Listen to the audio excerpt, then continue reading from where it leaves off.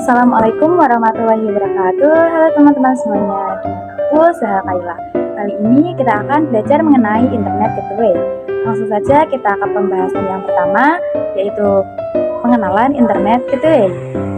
Untuk membantu pembahasan kali ini, saya sudah mempersiapkan sebuah topologi yang akan kita gunakan ke depannya, yang mana di sini terdapat 5 PC dengan satu perangkat switch dari vendor Cisco, dan juga terdapat satu perangkat mikrotik yang terhubung ke internet, atau goalsnya adalah agar kita dapat terhubung ke internet, yang mana nantinya akan kita sharing ke klien sehingga sekumpulan PC ini dapat mengakses internet.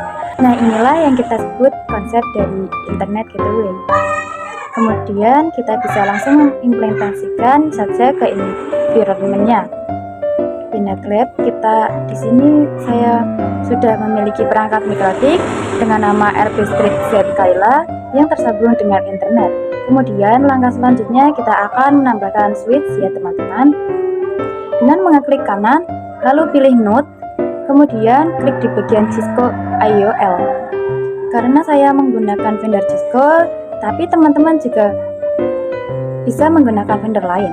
Nah, untuk mencari image perangkatnya, teman-teman dapat mengunjungi sebuah website LED Hub, atau teman-teman dapat mengeklik link yang saya letakkan di description. Sekarang kita akan fokus kembali di sini. Untuk namanya kita bisa ubah menjadi switch Cisco, dan pada bagian icon kita ubah di switch dengan cara teman-teman dapat mengetik switch di kolom pencarian. Kemudian saya akan gunakan icon yang biru ini, lalu klik select. Selanjutnya untuk Ethernet saya pilih 2 karena untuk masing-masing Ethernet memiliki 4 port. Jadi di sini kita akan memiliki 8 port yang tersedia.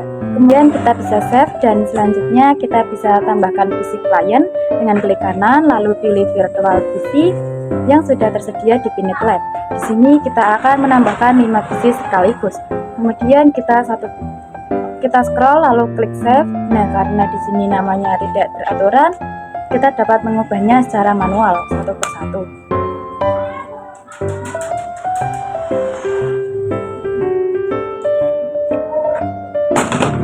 Setelah deskripsi kita sudah beraturan, selanjutnya kita bisa hubungkan internetnya.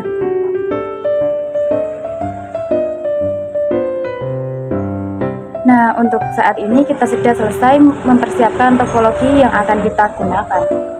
Yang kedua adalah tahapan konfigurasi. Setelah memahami konsep Internet Gateway, selanjutnya kita juga perlu memahami mengenai tahapan-tahapan yang dilakukan dalam konfigurasi. Salah satunya adalah tahapan NAT. NAT yaitu Network Address Translation, yang memiliki fungsi mentranslatekan IP private menjadi public. Jadi untuk membangun sebuah jaringan lokal, semua PC yang tersedia memiliki IP private. Sedangkan syarat utama dapat mengakses internet adalah menggunakan IP public. Maka saat PC tersebut ingin akses internet, ia akan melalui router yang bertugas untuk menerjemahkan IP-nya menjadi satu IP public sehingga dapat mengakses internet. Pada tahapan tersendiri, kita akan melakukan konfigurasi pemilihan change serta out interface dan juga pemilihan option. Kedua adalah WAN. WAN sendiri merupakan singkatan dari Wide Area Network, yaitu koneksi antar router mikrotik dengan ISP, penyedia internet. Pada WAN kita akan melakukan konfigurasi DHCP.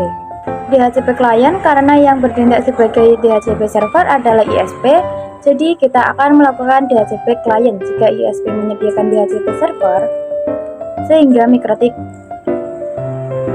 akan mendapatkan IP secara otomatis. Kita juga dapat melakukan konfigurasi secara manual, yaitu apabila ISP tidak menyediakan DHCP server. Agar mikrotik kita memiliki IP, kita perlu memberikannya secara manual. Yang ketiga adalah LAN, yaitu Local Area Network. Di sini kita akan fokus pada cukupan komputer satu dengan komputer lain. Pada tahap konfigurasi LAN yang akan kita konfigurasi adalah IP address dan DHCP server. Jadi saat mikrotik kita connect dengan ISP, maka ia bertindak sebagai klien karena mendapatkan internet dari ISP. Namun pada mikrotik dengan cukupan LAN, maka ia bertindak sebagai server, yaitu memberikan atau sharing internet ke PC klien. Konfigurasi WAN dengan metode DHCP klien. Seperti yang sudah disinggung sebelumnya, kita akan melakukan konfigurasi WAN dengan metode DHCP klien. Dan manual untuk pertama-tama kita akan fokus terlebih dahulu pada metode DHCP yang dapat kita lakukan secara CLI. Dan untuk pertama-tama kita bisa start perangkat mikrotiknya terlebih dahulu. Dan di sini saya akan konfigurasi menggunakan user yang sudah saya buat sebelumnya, yaitu Zkaila dengan grup full. Oke, kita masuk ke terminalnya dan di sini saya login dengan WiFi dan passwordnya 123.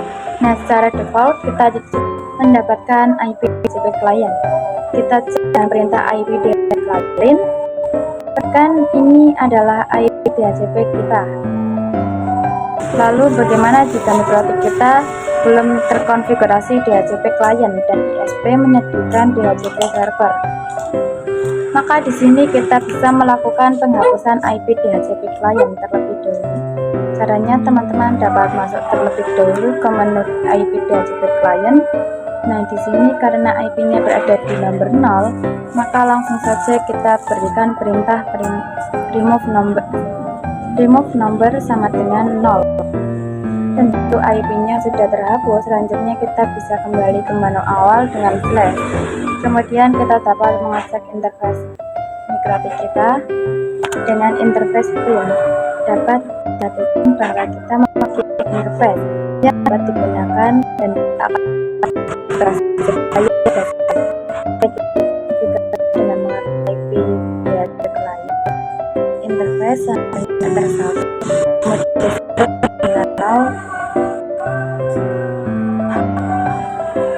setelah diantar dan kita cek dengan IP address print, maka untuk itu sudah mendapatkan IP DHCP klien. Nah, perlu diketahui bahwa ketika kita mengintegrasikan DHCP klien, maka secara otomatis kita akan juga mendapatkan parameter gateway DNS dan juga IP DHCP. Di sini kita bisa cek dilakukan melalui aplikasi Webrock. Di sini kita hubungkan dengan mikrotik menggunakan MAC address dan lakukan login. Kita pilih menu IP dan klik di bagian DHCP klien. Terdapat DHCP yang kita dapatkan dari konfigurasi secara CLI. Sebelumnya kita dapat menghapus IP terlebih dahulu, kemudian kita bisa klik tanda plus lalu pilih address yang akan kita konfigurasikan di bagian interface. Seperti sebelumnya, kita akan gunakan enter 1. Dan jangan lupa untuk DNS dan NTP kita checklist. Jika sudah, kita bisa klik apply, maka kita bisa lihat pada bagian status bahwa kita mendapatkan parameter gateway DHCP server dan juga IP address di klien. Nah, di sini teman-teman perlu memperhatikan di bagian IP gateway dan DNS tepatnya pada titik terakhir karena nantinya akan kita butuhkan. 4. Konfigurasi WAN dengan metode manual. Setelah mengkonfigurasi secara DHCP, maka sekarang kita akan melakukan konfigurasi secara manual. Dengan syarat ISP tidak menyediakan DHCP server sehingga mikrotik dapat melakukan konfigurasi manual. Seperti sebelumnya, kita juga dapat melakukan konfigurasi dengan dua cara, yakni CLI atau terminal dan GUI atau melalui pinbox. Langsung saja kita coba untuk yang CLI terlebih dahulu. Nah, karena sebelumnya saya sudah konfigurasi IP DHCP pada 1, maka di sini kita akan hapus IP tersebut terlebih dahulu. Caranya sama dengan sebelumnya, yaitu dengan masuk ke menu IP DHCP klien terlebih dahulu. Kemudian kita bisa lihat terlebih dahulu dengan perintah print. Di sini IP-nya berada di nomor 0, maka berikan perintah remove number sama dengan 0. Lalu print dan di sini IP-nya sudah terhapus. Kemudian kita akan mengecek gateway dan DNS-nya. Untuk gateway akan kita gunakan perintah IP route print lalu DNS, yaitu IP DNS print. Dapat diperhatikan bahwa keduanya itu sudah terhapus. Jadi yang akan kita konfigurasikan adalah IP DHCP klien, gateway dan juga DNS. Kita akan melakukan secara manual dan satu persatu. Oke, langsung saja kita konfigurasikan IP-nya terlebih dahulu. pada terminal dengan mengetik IP address sama dengan misal IP-nya adalah 192.168.230.137/24. Kemudian interface-nya sama dengan address 1. Lalu kita cek IP address bin, maka di sini IP-nya sudah terisi.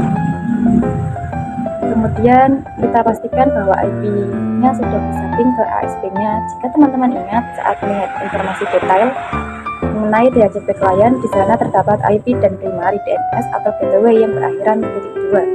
Nah, di sini saya langsung saja ketik ping 192.168.230.2 dan titik yang DNS tadi. Oke, di sini saya sudah berhasil ping. Ya, selanjutnya kita konfigurasikan default gateway-nya. Kita ketik IP root gateway sama dengan 192.168.230.2. Kemudian kita cek IP root print. Nah, di sini address-nya sudah ada. Dapat diperhatikan di sini ada huruf A dan juga S, yang mana artinya A adalah aktif dan S adalah static. Selanjutnya kita bisa coba ping 8888. Oke, di sini kita sudah berhasil, dan langkah selanjutnya kita bisa konfigurasikan DNS-nya dengan mengetik IP DNS server sama dengan 8.8.8.8. Kemudian kita cek IP DNS print, maka di sini sudah terisi. Kita coba untuk ping google.com. Perhatikan di sini sudah berhasil. Yang selanjutnya kita akan mencoba mengkonfigurasi DHCP dengan info. Yang pertama kita konfigurasikan IP-nya terlebih dahulu. Kita ke menu IP dan pilih addresses. Di sini untuk IP address satunya kita hapus terlebih dahulu.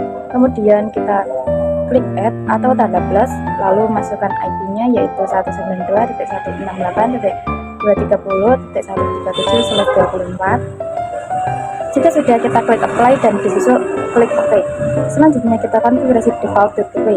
Kita masuk ke menu IP, kemudian pilih root.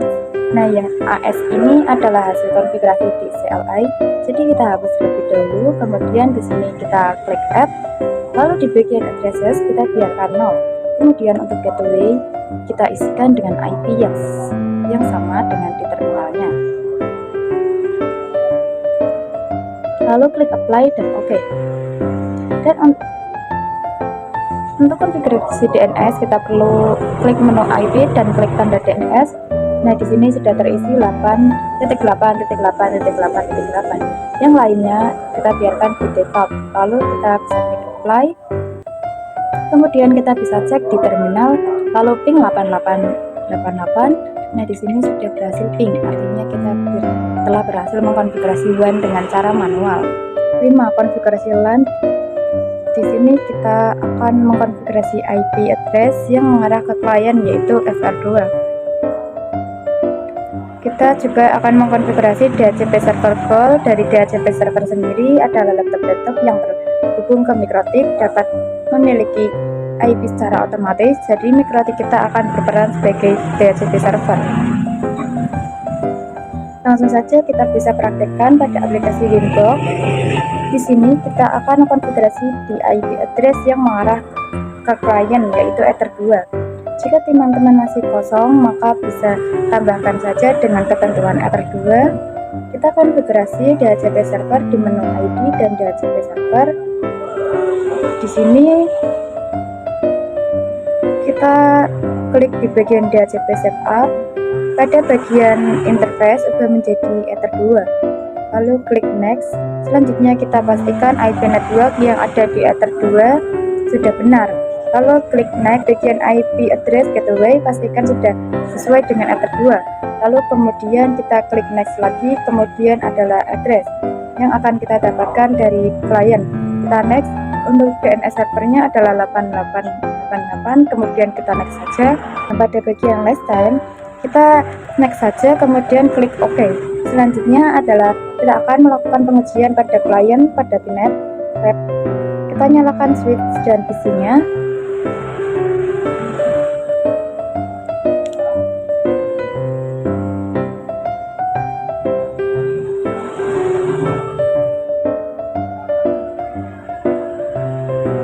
Jika sudah running, kita buka terminal, 5 PC sekaligus.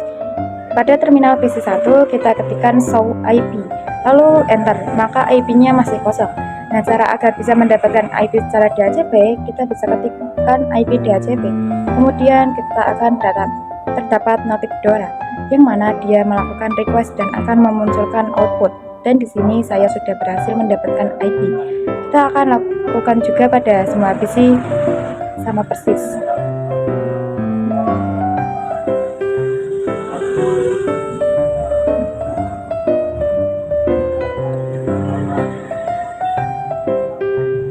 Maka di sini semua PC kita sudah memiliki IP DHCP semuanya. 6. Konfigurasi NAT. Langsung saja kita buka Winbox. Untuk mengkonfigurasi NAT, teman-teman pilih menu IP, lalu Firewall, dan pilih NAT, kemudian klik Add atau tanda plus pada bagian Change. Teman-teman pilih FSC NAT, lalu di bagian Out Interface, pilih Ether 1, dan selanjutnya kita klik menu Action dan pilih Mesh Curate. Untuk di bagian Action, jika sudah kita klik Apply dan OK, kita akan langsung pengujian pada PC dan di sini kita ketikkan ping 8888 dan ping google.com. Jika TTL seperti ini, maka pengkonfigurasian NAT sudah selesai. 7. Natrix. Di sini kita akan belajar mengenai suatu triks di mana kita dapat melakukan setting hanya VPC 1 yang dapat mengakses internet. Langsung saja kita implementasikan pada aplikasi Winbox. Di sini pilih menu IP Firewall dan pilih NAT. Pada bagian addresses kita isikan IP milik VPC 1. Kita bisa cek terlebih dahulu pada terminal VPC 1. Nah, IP tersebut kita masukkan ke dalam kolom RSC address. Jika sudah, kita klik apply dan OK. Kemudian kita lakukan pengujian untuk mengakses internet VPC 2 yang mana PC tersebut tidak mendapatkan akses. Kita ketikkan show IP. Sini dia mendapatkan IP yang berbeda. Lalu kita coba ping google.com, maka akan muncul output gagal. Seperti ini, kita pergi ke Winbox lagi. Akan tetapi jika kita checklist di bagian ini, artinya selain IP tersebut maka dapat mengakses internet. Sekarang kita coba untuk ping google.com di VPC 1. Di sini tidak berhasil ya, yang artinya VPC 1 sudah tidak memiliki akses ke internet lagi. Sedangkan jika kita coba di VPC lain, tentunya akan berhasil. Di sini kita coba di VPC lain. Dapat teman-teman lihat, dapat teman-teman perhatikan bahwa di sini ping google.com berhasil di VPC lain. Sampai di sini saja untuk materi mengenai internet gateway. Saya ucapkan terima kasih untuk teman-teman yang sudah menonton hingga akhir. Wassalamualaikum warahmatullahi wabarakatuh.